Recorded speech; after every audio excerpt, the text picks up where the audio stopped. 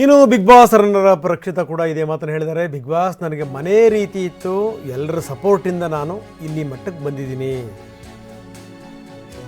ನಾನೇನು ಅನ್ನೋದನ್ನು ಪ್ರೂವ್ ಮಾಡೋಕ್ಕೆ ಒಂದು ಒಳ್ಳೆಯ ಅವಕಾಶ ಸಿಕ್ತು ಅಂತಾರೆ ಈಕೆ.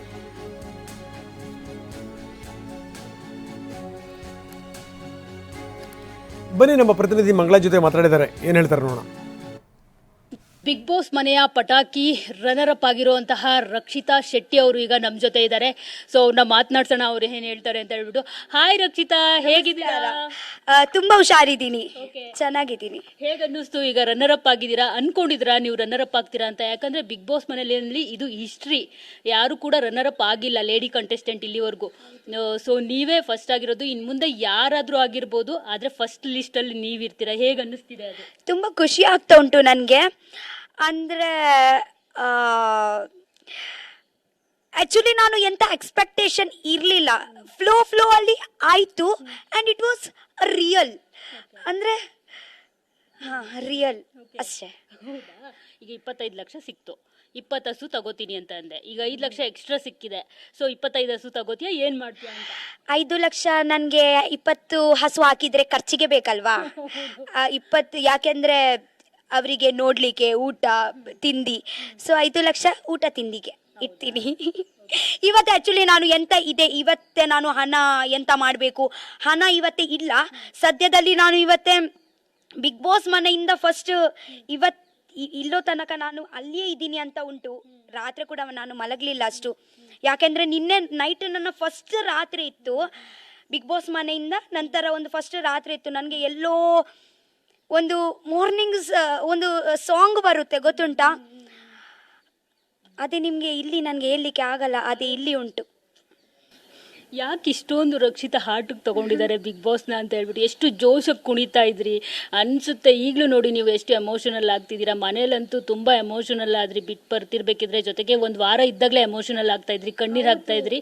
ಸೊ ಆ್ಯಕ್ಚುಲಿ ಸುದೀಪ್ ಸರ್ನ ಹಗ್ ಮಾಡ್ಕೊಂಡಿರ್ತೀರಾ, ಅವ್ರು ಲೈಟ್ ಆಫ್ ಮಾಡಬೇಕಿದ್ರೆ ಯಾವ ಥರ ಸಮಾಧಾನ ಮಾಡಿದ್ರು ನಿಮಗೆ ಸುದೀಪ್ ಸರ್ ಅಂತ? ಯಾವ ಕಣ್ಣೀರು ಮ್ಯಾಮ್?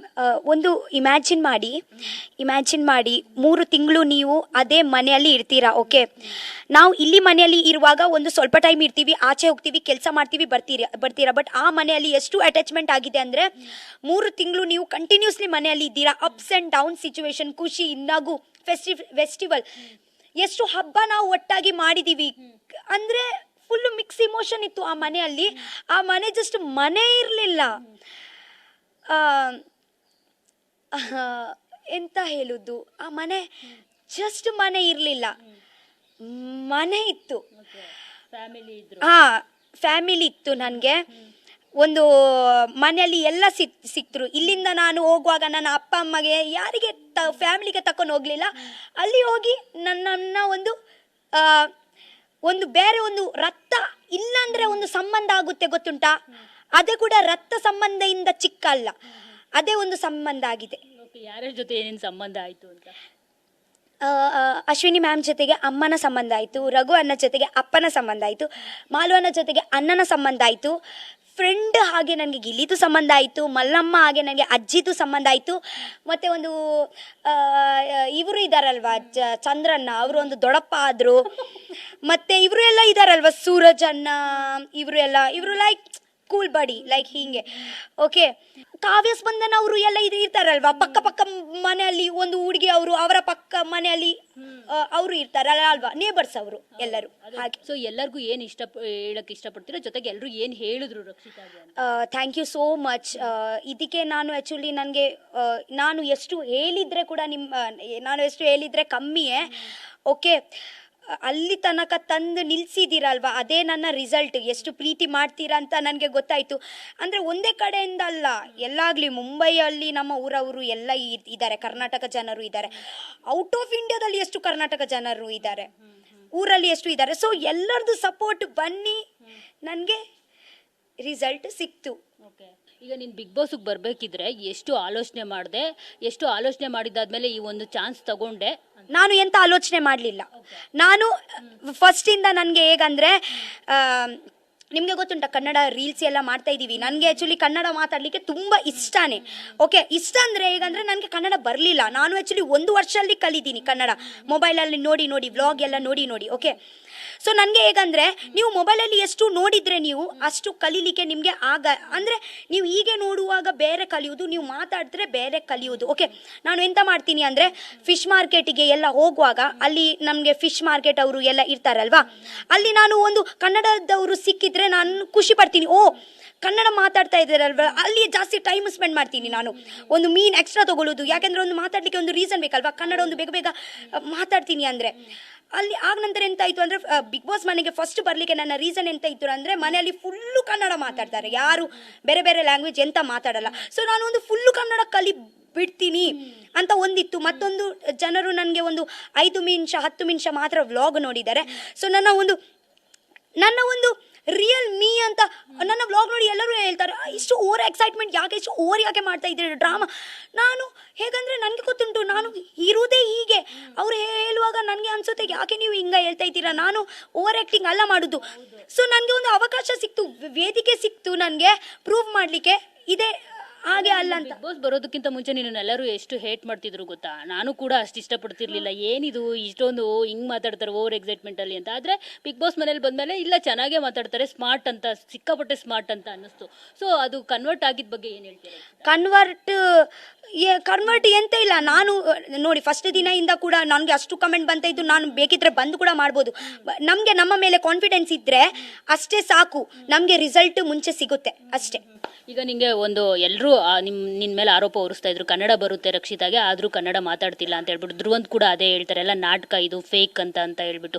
ಕನ್ನಡ ಚೆನ್ನಾಗೇ ಬರುತ್ತೆ, ಸುದೀಪ್ ಸರ್ ಮುಂದೆ ಮಾತ್ರ ಬರಲ್ಲ ಅಷ್ಟೇ ಅಂತ ಹೇಳ್ಬಿಟ್ಟು. ಸೊ ಅದೇ ಇದೆ ಅಂತಾರೆ ಅಂತ ಹೇಳ್ಬಿಟ್ಟು. ಎಲ್ರಿಗೂ ಏನು ಹೇಳ್ತೀಯ ಇದ್ರ ಬಗ್ಗೆ ಒಂದು ಕ್ಲಾರಿಟಿ. ಅಂದರೆ ನೋಡೋ ಪ್ರತಿಯೊಬ್ಬರಿಗೂ ಅದೇ ಥರ ಅನಿಸಿತ್ತು, ಕನ್ನಡ ಬರ್ತಿದೆ ಅಂತ ಅನಿಸುತ್ತೆ ಇವ್ರಿಗೆ, ಯಾಕೆ ಫೇಕ್ ಮಾಡ್ತಿದ್ದಾರೆ ಅಂತ ಹೇಳ್ಬಿಟ್ಟು. ನನಗೆ ಕನ್ನಡ ಬರುತ್ತೆ, ಯಾರು ಹೇಳಿದ್ರು? ನಾನು ನನ್ನ ಬಾಯಲ್ಲಿ ಹೇಳಿದ್ದೀನಾ ನನಗೆ ಕನ್ನಡ ಬರಲ್ಲ ಅಂತ? ಅದೇ ನೀವೇ ಎಲ್ಲರೂ ಡಿಸೈಡ್ ಮಾಡಿದ್ದಾರೆ, ನೀವೇ ಎಲ್ಲರೂ ಹೇಳ್ತಾ ಇದ್ದಾರೆ ಕನ್ನಡ ಬರಲ್ಲ ಅಂತ.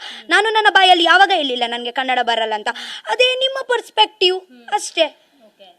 ಈಗ ನೆಕ್ಸ್ಟ್ ಏನು ಮಾಡಬೇಕು ಅಂತ ಅನ್ಕೊಂಡಿದ್ದಾರೆ ರಕ್ಷಿತಾ? ಸಿನಿಮಾನ, ಸೀರಿಯಲ್ಲ, ಅದರ್ವೈಸ್ ರಿಯಾಲಿಟಿ ಶೋಗಳ, ಅದರ್ವೈಸ್ ನಿನ್ನ ವ್ಲಾಗ್ ಮಾಡೋದನ್ನೇ ಕಂಟಿನ್ಯೂ ಮಾಡ್ತಾರೆ ಹೇಗೆ ಅಂತ? ನಾನು ಮತ್ತೆ ನನ್ನ ಬುಡಕೇನೆ ಹೋಗ್ತೀನಿ. ಅಂದರೆ ನನಗೆ ವ್ಲಾಗಿಂಗ್ ಎಂತ ಮಾಡಿ ಇಲ್ಲಿ ತನಕ ಬಂದಿದ್ದೀನಿ, ನಾನು ಅದೇ ಆ್ಯಕ್ಚುಲಿ ಮಾಡಲಿಕ್ಕೆ ಇಷ್ಟಪಡ್ತೀನಿ ತುಂಬ.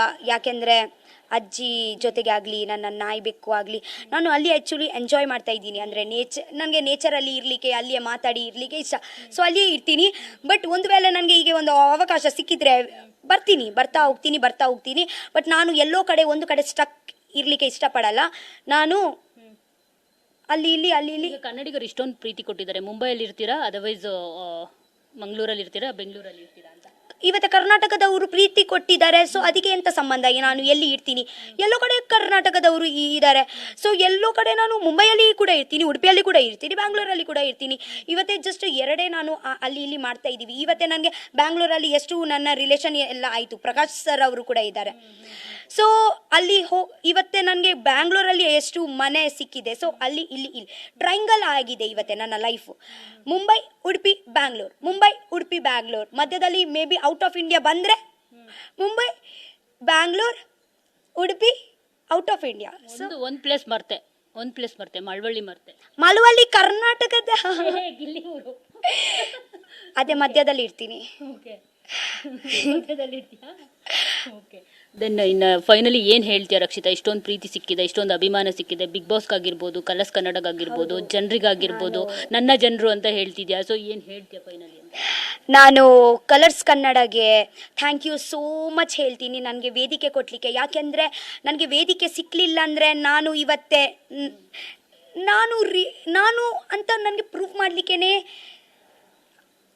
ಇರಲ್ವ. ಯಾರು ರಕ್ಷಿತಾ? ನಾನು ಒಂದು ಊರಲ್ಲಿ ಒಂದು ಕೋಣೆಯಲ್ಲಿ ಇದ್ದೀವಿ. ಯಾವುದು ಒಂದು ಹೀಗೆ ಊರು ಕೋಣೆದಲ್ಲಿ ಇದ್ದೀವಿ, ಅಲ್ಲಿಂದ ತಕೊಂಡು ಬಂದರು ನನಗೆ ಅವರ ಮನೆಯಲ್ಲಿ ಹಾಕಿದ್ರಲ್ವಾ. ಸೊ ಅದಕ್ಕೆ ನಾನು ಥ್ಯಾಂಕ್ ಯು ಸೋ ಮಚ್. ಸಾಯುವ ತನಕ ನಾನು ಮರೆಯಲ್ಲ. ಮತ್ತು ಜನರು ನನಗೆ ಇಲ್ಲಿ ತನಕ ಬಂದಿದ್ದೀರಾ, ಥ್ಯಾಂಕ್ ಯು ಸೋ ಮಚ್. ಸಾಯುವ ತನಕ ನಿಮಗೆ ಕೂಡ ನಾನು ಮರೆಯಲ್ಲ. ಗಿಲ್ಲಿ ಮತ್ತೆ ನಿನ್ನ ಜೋಡಿನಲ್ಲಿ ಸಿನಿಮಾ ಬಂದರೆ ಮಾಡ್ತೀಯಾ? ಆಬ್ವಿಯಸ್ಲಿ ಮಾಡ್ತೀನಿ. ನನಗೆ ಸಿನಿಮಾ ಇಷ್ಟ ಇಲ್ಲ ಅಂದರೆ ಕೂಡ ಮಾಡ್ತೀನಿ. ಅಂದರೆ ನನಗೆ ಆ್ಯಕ್ಚುಲಿ ಪಿಕ್ಚರ್ ಎಲ್ಲ ಆ್ಯಕ್ಟಿಂಗ್ ಎಲ್ಲ ಬೇಡ, ಬಟ್ ಎಲ್ಲೋ ಕಡೆ ಅವರು ಇದ್ದರೆ ಅದೇ ಆ್ಯಕ್ಟಿಂಗ್ ಆಗಲ್ಲ, ಅದೇ ರಿಯಲೇ ಮೇ ಬಿ ಅದೇ ರಿಯಲ್ ಆಗಿಯೇ ನಾವು ಫ್ಲೋ ಅಲ್ಲಿ ಒಂದು ಪಿಕ್ಚರ್ ಮಾಡಿಬಿಡ್ತೀವಿ ಅಂತ ನನ್ನ ಅಭಿಪ್ರಾಯ. ಟ್ರಯಾಂಗಲ್ ಕೊಟ್ರೆ, ಟ್ರಯಾಂಗಲ್ ಲವ್ ಸ್ಟೋರಿ ಮಾಡಿಬಿಟ್ರೆ, ನೀನು ಕಾವ್ಯ ಮತ್ತೆ ಗಿಲ್ಲಿ ಮಾಡಿಬಿಟ್ರೆ ಏನು ಮಾಡ್ತೀಯ? ನೋ ಪ್ರಾಬ್ಲಮ್, ಯಾಕೆಂದರೆ ನಮಗೆ ಆಲ್ರೆಡಿ ರಿಹರ್ಸಲ್ ಆಗಿದೆ ಬಿಗ್ ಬಾಸ್ ಮನೆಯಲ್ಲಿ, so it will be easy. Okay, actually ಇದೆಲ್ಲ ಕಾಮಿಡಿ ಮಾರ್ರೆ, ನೀವು ಇಷ್ಟೇ ಕಟ್ ಮಾಡಿ ಹಾಕಿದ್ರೆ ಅವರು ನನ್ನ ಕಾಮಿಡಿ ನೀವು ಅಲ್ಲೇನು ಹೇಳಿದಿರೋ ಇಲ್ಲೂ ಅದೇ. ಹೌದು, ನಾನು ಜಸ್ಟ್ ಹೌದೌದು ಗೊತ್ತುಂಟು ನನಗೆ. ಓಕೆ, ಆ್ಯಕ್ಚುಲಿ ನೀವು ನಿಮ್ಮ ಮೀನು ಮಾರೋರನ್ನ ಕರಿತೀರಲ್ಲ, ಹೆಣ್ಮಕ್ಳು ಬರಬೇಕು ಅಂತ ಒಂದು ಅಶ್ವಿನಿ ಅವ್ರ ಹತ್ರ ಹೇಳ್ಕೊಳ್ತಾ ಇರ್ತೀರಲ್ಲ, ಅದು ತುಂಬ ಖುಷಿ ಆಯಿತು ನನಗೆ. ಹೌದು, ಅವ್ರು ಬಂದಿದ್ದು ಇನ್ನೂ ಖುಷಿಯಾಗಿರೋದು. ಆ್ಯಕ್ಚುಲಿ ನಿಮ್ಗೆ ಒಳ್ಳೆ ಮನಸ್ಸಿದೆ, ಒಳ್ಳೆ ಟ್ಯಾಲೆಂಟ್ ಇದ್ದೀರಾ, ಚೆನ್ನಾಗಿ ಒಳ್ಳೇದಾಗಲಿ ನಿಮಗೆ. ಬಟ್ ಬಿಗ್ ಬಾಸಿಗೆ ಇವತ್ತೇ ಅವರಿಗೆ ಎಲ್ಲರಿಗೆ ಕರೀಲಿಕ್ಕೆ ಆಗಲ್ಲ ಅಲ್ವಾ, ಹಂಗೆ ಎಂತಂತ ಕರೀತಿ ಎಂತಂತ ಮಾಡ್ತಾರೆ ಅಲ್ವಾ, ಹಾಗೆ. ಥ್ಯಾಂಕ್ ಯು ಸೋ ಮಚ್, ತುಂಬ ಒಳ್ಳೇದಾಗಲಿ. Thank you so much. So ಒಂದು ಸೆಕೆಂಡ್, ನೋಡಿದ್ರಲ್ಲ, ಇದಿಷ್ಟು ಪಟಾಕಿ ರಕ್ಷಿತಾ ಪಟಾಕಿಗೆ ಪ್ರಶ್ನೆಗಳಿಗೆ ಸಖತ್ತಾಗಿ ಆನ್ಸರ್ ಮಾಡಿದ್ರು. ಕ್ಯಾಮ್ರಾ ಪರ್ಸನ್ ಜಗನ್ ಜೊತೆ ಮಂಗಲಾರಾಜ್ ಗೋಪಾಲ್, TV9 ಬೆಂಗಳೂರು.